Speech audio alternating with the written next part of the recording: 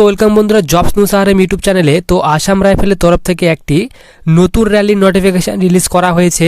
তো তোমাদের কিন্তু প্রথমে এখানে ফিজিক্যাল টেস্ট নেওয়া হবে। ফিজিক্যাল টেস্টে তোমাদের কিন্তু এখানে হাইট, চেস্ট এবং রানিং নেওয়া হবে।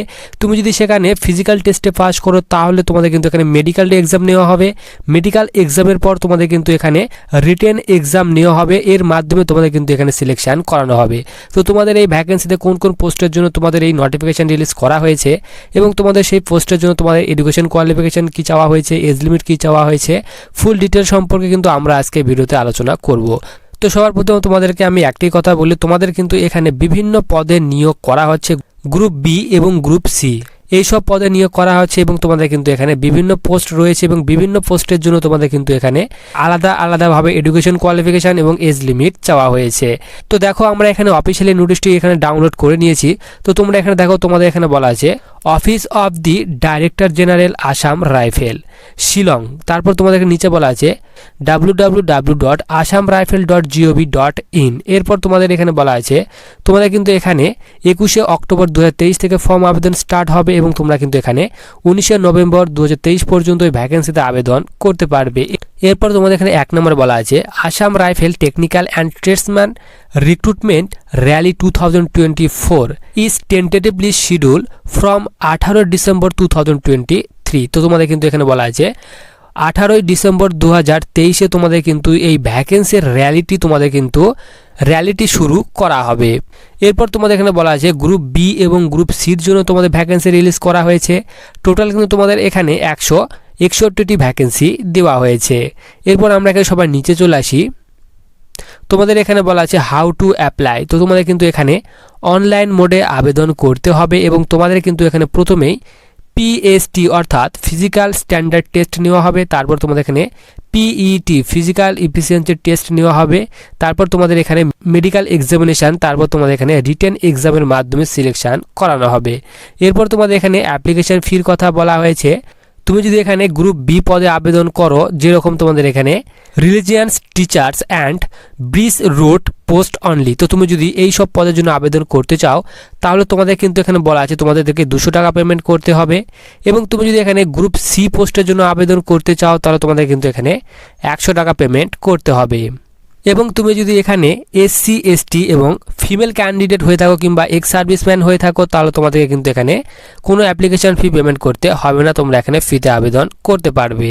এরপর তোমাদের এখানে 7 নম্বর বলা আছে তোমাদের সেন্টার, ফিজিক্যাল সেন্টার কোথায় দেওয়া হবে তোমাদের কিন্তু এখানে সব ডিটেলস দিয়ে দেওয়া হয়েছে। এরপর তোমাদের এখানে বলা আছে এজ লিমিট, তোমাদের বয়স কিন্তু এখানে 18 থেকে 23 বছর বয়সের মধ্যে হতে হবে, তাহলে তুমি কিন্তু এখানে আবেদন করতে পারবে। এবং তোমাদের এখানে এজ রিল্যাক্সেশন, তোমাদের কিন্তু এখানে বয়সের ছাড়ও দেওয়া হয়েছে। তোমাদের কিন্তু এখানে বলা আছে তুমি যদি এখানে এসসি কিংবা এসটি ক্যাটাগরি স্টুডেন্ট হয়ে থাকো তাহলে তুমি কিন্তু এখানে 5 বছর পর্যন্ত বয়সের ছাড় পেয়ে যাবে। এবং তুমি যদি ওবিসি ক্যাটাগরি স্টুডেন্ট হয়ে থাকো তাহলে তুমি কিন্তু এখানে 3 বছর পর্যন্ত বয়সের ছাড় পেয়ে যাবে। এরপর তোমাদের এখানে 19 নম্বর বলা আছে physical standard test PST for হাবিলদার, এক্স রে অ্যাসিস্ট্যান্ট হাবিলদার, surveyor IT, rifleman, lineman field rifleman, plumber and rifleman recovery vehicle mechanic. এই সব পদের জন্য তোমাদের কিন্তু বলা আছে 170 সেন্টিমিটার হাইট হতে হবে এবং তোমাদের চেস্টের কথা বলা আছে 80 থেকে 85 সেন্টিমিটার হতে হবে। এবং তুমি যদি এখানে এই সব এরিয়া থেকে বিলং করো, যেরকম তোমাদের এখানে বলা হয়েছে আসাম, নাগাল্যান্ড, মণিপুর, মিজোরাম, তারপর তোমাদের এখানে জম্মু কাশ্মীর, এই সব স্টেট থেকে তুমি যদি বিলং করো তাহলে তোমাদের হাইট বলা আছে 165 সেন্টিমিটার এবং চেস্টের কথা বলা আছে 78 থেকে 83 সেন্টিমিটার হতে হবে। এবং তুমি যদি এখানে এসটি ক্যাটাগরি স্টুডেন্ট হয়ে থাকো তাহলে তোমাদের হাইট বলা আছে 162.5 সেন্টিমিটার এবং চেস্টের কথা বলা আছে 76 থেকে তোমাদের এখানে 81 সেন্টিমিটার হতে হবে। এবং তোমাদের এখানে বলা আছে রাইফেলম্যান রিকভারি ভেহিক্যাল মেকানিকের জন্য তোমাদের এখানে বলা আছে 160 সেন্টিমিটার এবং তোমাদের এখানে চেস্টের বিষয়ে বলে দেওয়া হয়েছে।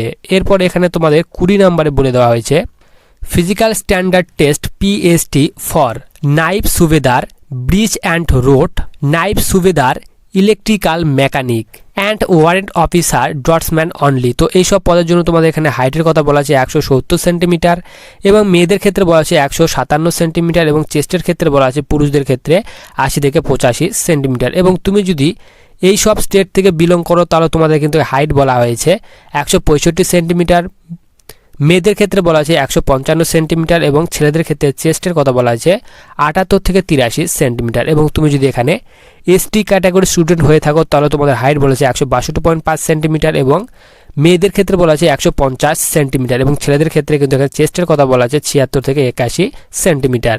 এরপর তোমাদের এখানে বলা হয়েছে 21 নম্বরে বলা হয়েছে physical standard test PST for warrant officer PA অর্থাৎ পার্সোনাল অ্যাসিস্ট্যান্টের জন্য তোমাদের কিন্তু এখানে হাইটের কথা বলা আছে 165 সেন্টিমিটার এবং মেয়েদের ক্ষেত্রে বলা আছে 155 সেন্টিমিটার এবং চেস্টের কথা বলা আছে 77 থেকে 82 সেন্টিমিটার।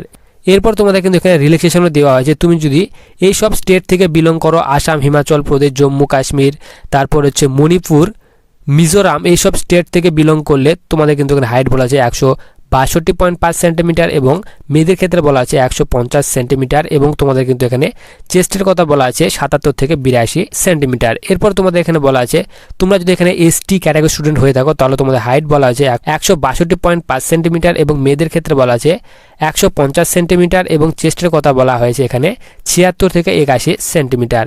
এরপর তোমাদের এখানে 22 নম্বরে বলা হয়েছে ফিজিক্যাল স্ট্যান্ডার্ড টেস্ট ফর নাইব সুবেদার রিলিজিয়ান্স টিচার অনলি। তো তোমাদের কিন্তু এখানে এই সব পদের জন্য এখানে বলা আছে তোমাদের হাইট বলা আছে 170 সেন্টিমিটার এবং চেস্টের কথা বলা আছে 80 থেকে 85 সেন্টিমিটার। এবং তুমি যদি এখানে এই সব স্টেট থেকে বিলং করো তাহলে তোমাদের এখানে হাইটের কথা বলা আছে 165 সেন্টিমিটার এবং তোমার চেস্টের কথা বলা আছে 78 থেকে 83 সেন্টিমিটার। এরপর তোমাদের এখানে বলা আছে পিইটি অর্থাৎ তোমাদের এখানে ফিজিক্যাল ইফিসিয়েন্সি টেস্টের বিষয়ে বলা হয়েছে। তোমাদের কিন্তু এখানে মেল ক্যান্ডিডেটদের জন্য এখানে 5 কিলোমিটার রানিং রাখা হয়েছে, তোমাদের কিন্তু এখানে 24 মিনিট টাইম দেওয়া হবে এবং এখানে ফিমেল ক্যান্ডিডেটদের জন্য কিন্তু এখানে 1.6 কিলোমিটার রানিং রাখা হয়েছে, তোমাদেরকে কিন্তু এখানে 8.5 মিনিট টাইম দেওয়া হবে। এবং তোমরা যদি এখানে এই সব লাদাখ রিজন থেকে বিলং করো তাহলে মেলদের ক্ষেত্রে এখানে বলা হয়েছে 1.6 কিলোমিটার রানিং রাখা হয়েছে, মেলদের ক্ষেত্রে 7 মিনিট টাইম দেওয়া হবে এবং ফিমেলদের ক্ষেত্রে এখানে বলা হচ্ছে 800 মিটার রানিং নেওয়া হবে, এখানে 5 মিনিট টাইম দেওয়া হবে। এইসব নিচে কিন্তু তোমাদের এখানে লাদাখ রিজন এবং তোমাদের যেসব রিজন এখানে ছাড় দেওয়া হয়েছে হাইটের সেই সব রিজনের কথা এখানে বলে দেওয়া হয়েছে। এরপর তোমাদের এখানে 24 নম্বর বলা আছে ট্রেড টেস্ট এবং স্কিল টেস্ট। তোমাদের কিন্তু এখানে ফিজিক্যালের পর তোমাদের কিন্তু এখানে ট্রেড টেস্ট নেওয়া হবে, তারপর তোমাদের এখানে রিটেন টেস্ট নেওয়া হবে, তারপর এখানে মেডিকেল এক্সামিনেশন নেওয়া হবে। এরপর তোমাদের 27 নম্বরে বলা আছে তোমাদের কিন্তু এখানে মেডিকেল এক্সামিনেশন নেওয়ার পর তোমাদের কিন্তু এখানে বলা আছে merit list and call for training. তোমাদের কিন্তু এখানে মেডিকেল এক্সামিনেশনের পর তোমাদের কিন্তু এখানে ট্রেনিংয়ের জন্য জয়নিং লেটার পাঠানো হবে। এরপর তোমাদের এখানে পে স্কেলের কথা বলা আছে, তোমাদের কিন্তু এখানে আলাদা আলাদা পোস্টের জন্য তোমাদের কিন্তু এখানে আলাদা আলাদা বেতন দেওয়া হবে।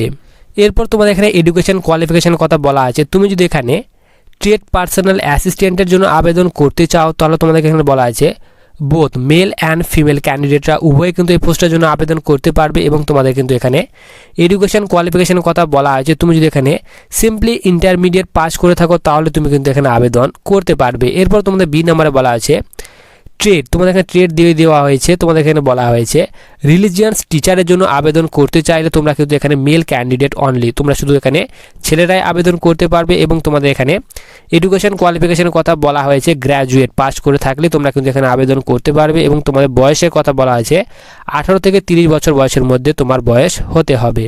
এরপর তোমাদের এখানে সি নাম্বার বলা আছে তোমাদের ট্রেড বলা হয়েছে লাইনম্যান ফিল্ডের জন্য তোমাদের কিন্তু এখানে বলা আছে তোমরা শুধু এখানে মেলরাই আবেদন করতে পারবে এবং তোমাদের এখানে এডুকেশন কোয়ালিফিকেশন কথা বলা আছে 10th পাস, তুমি যদি সিম্পলি মাধ্যমিক পাস করে থাকো তাহলে তোমরা কিন্তু এখানে আবেদন করতে পারবে। এরপর তোমাদের এখানে এজ লিমিটের কথা বলা হয়েছে 18 থেকে 23 বছর বয়সের মধ্যে হলেই তোমরা কিন্তু এখানে আবেদন করতে পারবে। এরপর তোমাদের ডি নাম্বার বলা হয়েছে রিকভারি ভেহিক্যাল মেকানিক, এইসব পদের জন্য তুমি কিন্তু এখানে শুধু মেল ছেলেরাই আবেদন করতে পারবে। এবং এরপর তোমাদের এখানে এডুকেশন কোয়ালিফিকেশন কথা বলা আছে, তুমি যদি এখানে মাধ্যমিক পাস করে থাকো তার সঙ্গে সঙ্গে তুমি যদি এখানে আইটিআই সার্টিফিকেট তোমার যদি থাকে রিকভারি ভেহিক্যাল মেকানিকে তাহলে তুমি কিন্তু এই পোস্টের জন্য আবেদন করতে পারবে। এরপর ই নাম্বারে বলা আছে তোমাদের এখানে ব্রিজ অ্যান্ড রোডের জন্য তোমাদের এখানে বলা আছে বোথ মেল অ্যান্ড ফিমেল, ছেলে এবং মেয়ে উভয়ে কিন্তু তোমরা এই পদের জন্য আবেদন করতে পারবে এবং তোমাদের এখানে এডুকেশন কোয়ালিফিকেশন কথা বলা আছে, তুমি যদি এখানে মাধ্যমিক পাস করে থাকো তাহলে কিন্তু এখানে আবেদন করতে পারবে, অথবা তুমি যদি এখানে ডিপ্লোমা পাস করে থাকো সিভিল ইঞ্জিনিয়ারিংয়ে তাহলে তুমি কিন্তু এখানে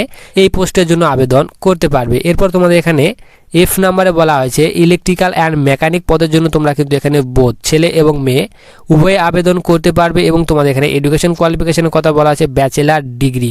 তোমরা যদি এখানে ব্যাচেলার ডিগ্রি পাস করা থাকে এখানে ইলেকট্রিক্যাল অ্যান্ড মেকানিক এই সব পদে, তাহলে তুমি কিন্তু এখানে এই ইলেকট্রিক্যাল এবং মেকানিক্যাল পদের জন্য আবেদন করতে পারবে এবং তোমাদের বয়সের কথা বলা আছে 18 থেকে 30 বছর। এরপর তোমাদের এখানে নেক্সট পোস্ট বলা হয়েছে ড্রটসম্যান। এই পদের জন্য তোমরা কিন্তু এখানে বোথ মেল অ্যান্ড ফিমেল উভয় আবেদন করতে পারবে এবং তোমাদের এখানে এডুকেশন কোয়ালিফিকেশন কথা বলা আছে তুমি যদি সিম্পলি 12 পাস করে থাকো তাহলে এখানে আবেদন করতে পারবে এবং তোমাদের এখানে বয়সের কথা বলা আছে 18 থেকে 25 বছর। এরপর তোমাদের এখানে প্লাম্বারের কথা বলা আছে তুমি যদি এখানে সিম্পলি মাধ্যমিক পাস করে থাকো তাহলে এখানে আবেদন করতে পারবে, অথবা তুমি যদি এখানে আইটিআই পাস করে থাকো প্লাম্বার এই ট্রেডে তাহলে তুমি কিন্তু এখানে আবেদন করতে পারবে। তোমাদের এখানে বয়সের কথা বলা আছে 18 থেকে 23 বছর। এরপর তোমাদের এখানে নেক্সট ট্রেড বলা হয়েছে সার্ভিয়ার আইটিআই এর জন্য তোমাদের এখানে বলা আছে মেল ক্যান্ডিডেট, ছেলেরা এখানে আবেদন করতে পারবে এবং তোমাদের এখানে এডুকেশন কোয়ালিফিকেশন কথা বলা আছে সিম্পলি মাধ্যমিক পাস থাকলে তোমরা এখানে আবেদন করতে পারবে, অথবা তোমরা যদি এখানে আইটিআই পাস করা থাকে তোমাদের এই ট্রেডে তাহলে তুমি কিন্তু এখানে আবেদন করতে পারবে এবং তোমাদের এখানে